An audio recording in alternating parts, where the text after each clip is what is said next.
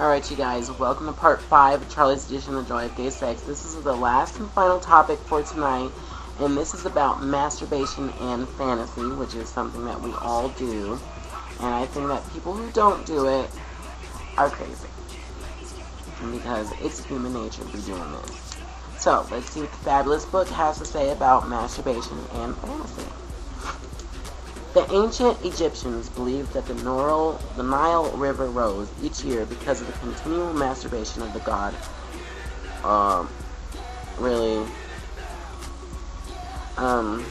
the masturbation of the god Osiris, and that his semen created all living things. It's unfortunate that this positive view of masturbation didn't survive in the Judeo-Christian era. The drugs.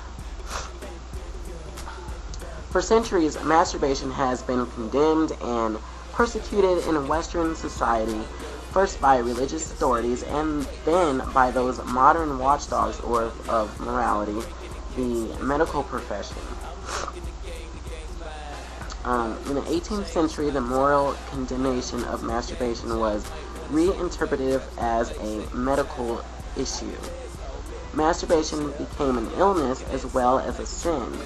A widely influential French physician, Tissot, said masturbation destroyed the nervous system, inevitably leading to madness. Oh no. In 1834, Dr. Sylvester Graham wrote that the loss of semen during sex was injurious to health, a popular idea at the time.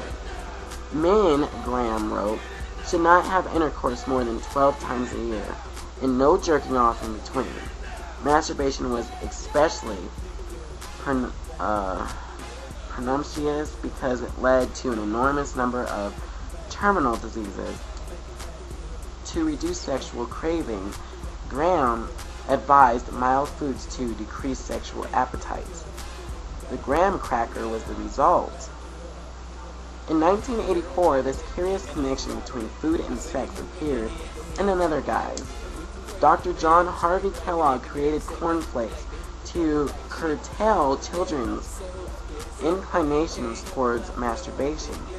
Kellogg, a bit of a flake himself, wrote, quote, "The use of the reproductive function is perhaps the highest physical act of which man is capable.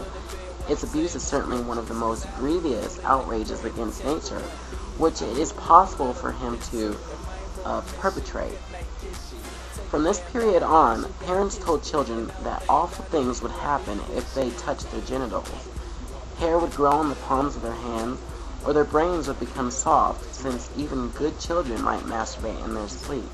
Some fearful parents enclosed children's arms in cardboard cuffs to prevent it. Still, the warnings were ignored, and the children went on playing with their genitals. The protest, somewhat hysterical, continued. William Acton, a prominent physician, wrote, "There is now in Pennsylvania, it seems unnecessarily to name the place, a man 35 years old with the infirmities of 70. Yet his premature old age, his bending and tottering form, wrinkled face, and hoary head might be traced to solitary and social licentiousness." Wow, this doesn't make sense to me.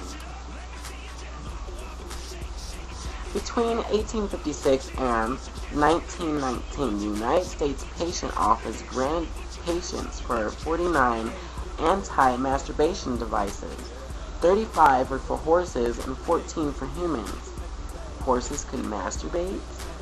The human devices, intended for boys, were placed around his cock and consisted of either sharp points turned inward to jab the boy's penis should he get an erection, or an electrical system to deliver shocks. We don't know how many of these devices were actually used, or what effect they had on the children. Although masturbation in men was repeatedly denounced, female masturbation was opposed with even greater ferocity. Women who masturbated were regarded by 19th century medical professionals as manifesting dangerous masculine appetites. Starting in 1858, some women were subjected to a clitorectomy, which effectively removed all possibility of clitoral pleasure. This operation continued as a treatment for female masturbation until 1937, even though it had been discredited by the medical profession a half-century earlier.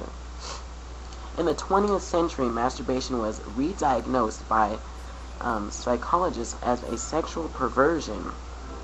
Though they did not go as far as to say masturbation would lead to insanity, they did suggest it led to abnormal sexual development, and some feared homosexuality, which some psychologists did believe was a form of insanity. Until 1968, masturbation remained as a mental disorder in the American Psychiatric Association's Diagnostic and Statistical Manual. Even today, many psychologists say that masturbation is not in itself a disorder unless practiced too much. In other words, it's accepted as a substitute for heterosexual intercourse when that is unavailable. But anyone who chooses to masturbate rather than have sex with another person is regarded as infantile or disturbed. The goal of all this diagnosis was to create internalized feelings of guilt about masturbatory behavior, therefore marshaling people to police their own thoughts and actions. No self-indulgence, says the superego, or I will punish you by making you feel like shit. Men who don't start masturbating until their 20s have learned that lesson particularly well, but few can claim to have grown up in a sexually repressed society without any hang-ups about jerking off. A view that seems to us much more rational, productive, and realistic is that masturbation is not a substitute to be tolerated, but a required behavior for proper psychological sexual development.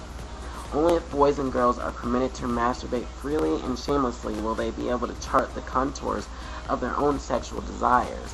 The physical reactions and imaginative ideation produced during masturbation allow the individual to define his or her sexual taste and build confidence.